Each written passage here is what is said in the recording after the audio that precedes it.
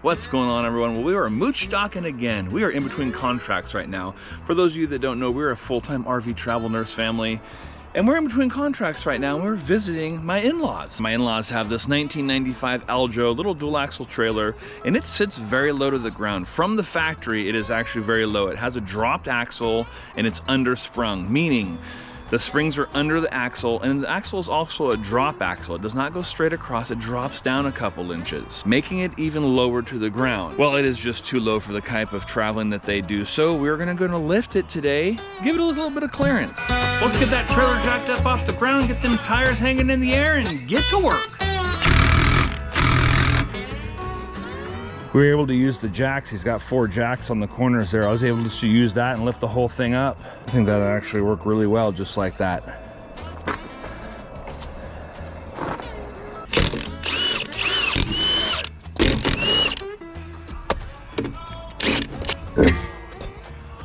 All right.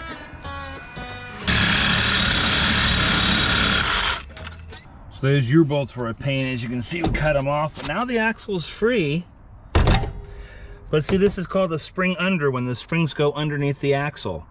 And then we're gonna make it a spring over, because we're gonna weld new perches on the top up here, and then the springs will go on top of those perches. Then that'll give us quite a bit of lift, which will be really nice. And now you can really see the drop axle there. See how it doesn't go straight across? It drops down. You want to continue removing all the nuts, so then you can remove all the bolts and the brackets and the hardware to lower the axle. That's 200 bucks I was spent. Yeah, really. So let me see if I can get it easy. If not, we'll use a little jack, but this is a small axle, so you may need to use a jack to help and lift the axles while you remove all the bolts and the remaining brackets and hardware. And these are really light. All right, so we got everything all pulled off and everything, and we got a new kit, and it comes with all new shackles. We got the new centerpiece too, but what it didn't come with, and I thought it did, but was these. And anyways, I know plastic's normally not the best. They make brass ones and things like that, so my father-in-law is going to head up to the local trailer store here, go pick up some new ones. We'll go ahead and remove the back here as well, replace all that. Again, we have all new bolts for everything anyways, so we'll be looking pretty good. So as soon as he gets that, we'll be set. If you're going to do a project like this and you're getting in there, it really wasn't a whole lot of money. I think he spent around 140 bucks for all new shackles, all new bolts, U-bolts, new plate, everything, just a whole kit you can get to replace all this stuff. But then you're new, because if you see how this looks, these are all rusty. I mean, it just, and you're not going to reuse these U-bolts. These U-bolts right here are they're pretty rusty. I had a hard time getting the nuts off. That's why I ended up using the Sawzall, just cutting them off. So spend yourself the extra 140, 150 bucks and get new hardware. All right, so change of plans. I was going to do everything down here on the ground underneath the trailer, weld the perches on, all that stuff, but because we're going to get some new parts, and because I do have to weld it, and we are going to do the brakes and the bearings and all that, I thought, you know what, it's just easier. I'll just undo it, pull them out, put them on some sawhorses in the garage. So that's what we're going to do now. This is my father-in-law, Kurt, who's helping with the project today. Hey, this is his trailer. All right, you can see here, I'm gonna get the saws off. You can see these stuck down the furthest, so these have been hit by rocks and stuff over the years. But pain in the butt to get off, so you know what? Well, we're gonna use the Sawzall again. We got these old springs up on the bench here, and I don't know if you can see in there, but there's half a broken one in there, so I'm just gonna pop this guy out. There it is, fell on the floor. There we go. All right, and then we'll probably clean up the insides of these a little bit, so that way when we slide the new one, I don't know if he's getting plastic or brass, just kind of whatever the trailer shop has. I'm gonna go ahead and clean those up a little bit, so the new ones slide in pretty good. And you can see this new part here, you can see this one already came with it. This is the whole little kit we got, which came with the centerpiece, which I don't know what the name of this is, but then you got your shackles and your bolts and everything right here. He's got his U-bolts. This happens to be an extra kit I bought that I just keep with me in my travels, a whole extra set. In case something breaks, I'm prepared to fix it. But then we got the spring purchase here. Gonna weld those bad boys on and be all good. Definitely could use a cleaning. A lot of rust in there. Yeah, so he's just using steel wool there to go back and forth just to clean out the inside. That way when we put the those little bushings back in, it'll be all good to go. Now you want to grind off all that rust and you're going to be welding on these new purchase.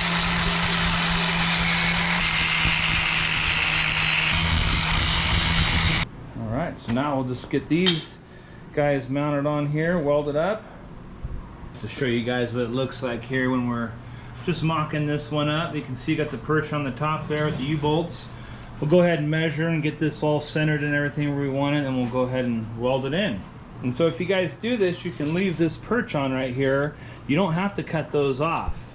And they'll actually help you line it back up when you go ahead to weld your new one back on. Now we got it centered this way, and then we're getting the distance here, so that way they're all nice and perfectly square and flat, you know, and then that'll be good. That's 3/16.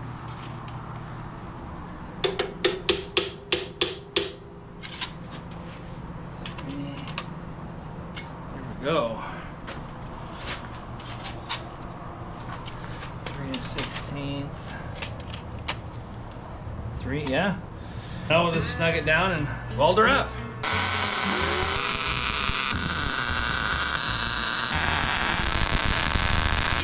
We got it tacked on, placed, so now they're gonna take it apart.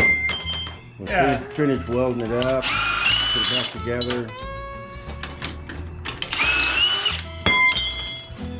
Yeah, what we did was make it so it's all easy to line up, get right in the exact right spot it's supposed to be.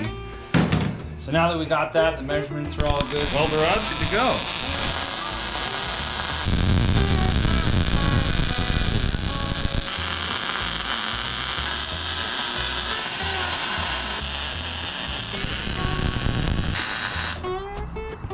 Cool. All right, well, we got it all done, all welded up, all the perch mounts and everything there, and now he's just going around spraying it. We're not cleaning up the whole axles and smoothing everything down. We're just putting some paint on the perches there so they don't rust. And yeah, should be good. Now we still have to, we're gonna take all the hubs off. We're gonna pack the bearings. We're gonna check the brakes while we got everything out.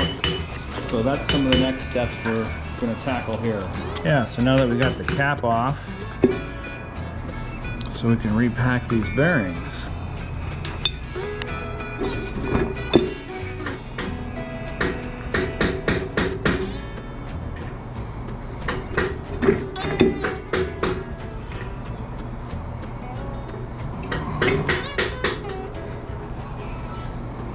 All right, oh,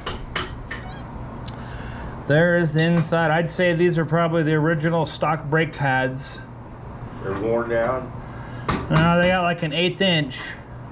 So it looks like they're getting a little low, but we're not sure because I think stock ones are only about 1/4 inch. And if that's the case, these still have about half the life left. We're gonna Google it just to be sure. Yeah. Who knows? We were thinking the brake pads might be kind of small. That's like an 1/8 inch or so there. And after Googling it, their new pads are only about 1/4 inch thick. And Dexter says to go ahead and replace once they get down to 1/16 of an inch, which is not much at all. So we're at an 1/8 or more, so he wants to go ahead. We're just gonna leave them and should be good. They make a special tool for repacking bearings, but we're going old school. I'm just using my hands.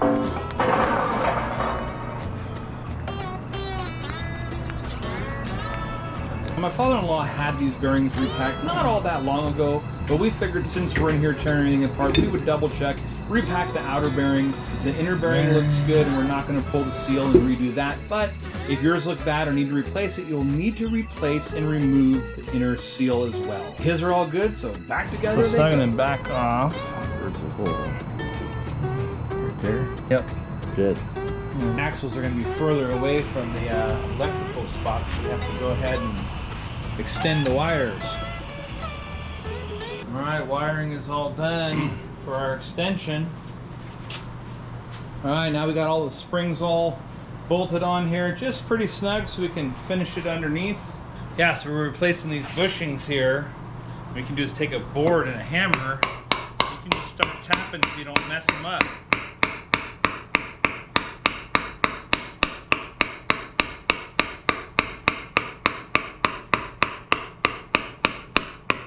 There we go.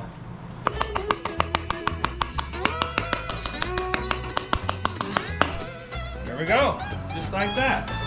Now we're good to go. Now we get to have the fun putting them back underneath, huh? Got it.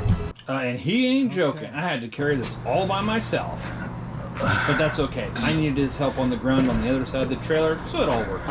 And luckily these axles aren't that heavy. Now here's a little I'm not a pro tip, but if you have to slide the axles on the ground, put a piece of cardboard down on the ground first, so you can put this one end on there, and then slide it across underneath to the other side. Alright. I got the axles back underneath. Now we'll get all the new hardware. And you pretty much just reinstall everything the opposite of how you took it off.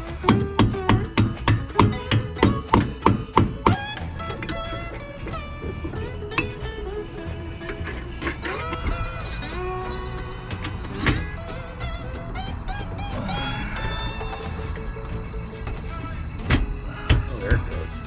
Cool.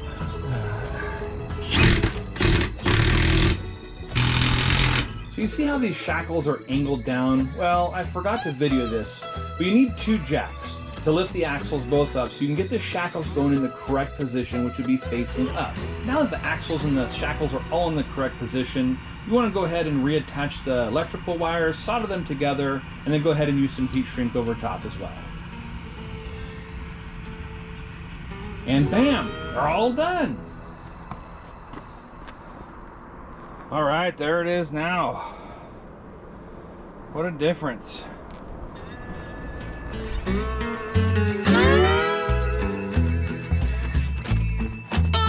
All right, well, thanks for watching, everyone. Hope you enjoyed. Since we were doing this little project, I thought I'd share it with you in case you're thinking about lifting your trailer as well. And if yours are sprung under like his were, this is the proper way that you would want to do it to go ahead and lift it. Now there is other options if you already have a spring over. They do make little lift blocks and stuff you can get. So if you have that style axle, you could do that. It'd be pretty easy to do. Wouldn't need to weld nothing. But this was a pretty basic project. We got it done in an afternoon. The only kind of skill you'd really need, I think, is knowing how to weld or knowing someone who knows how to weld. And if you can do that, you could do this job. Really not that hard. So anyways, thanks for watching. I really appreciate it, guys. And we will catch you down the road on the next video. Have a good one. Engineer, where are you headed? Carry me back to Tennessee. Oh, I got a little girl who's been waiting. Promised that she'd marry me. Mr. Can we leave this seat? I'll show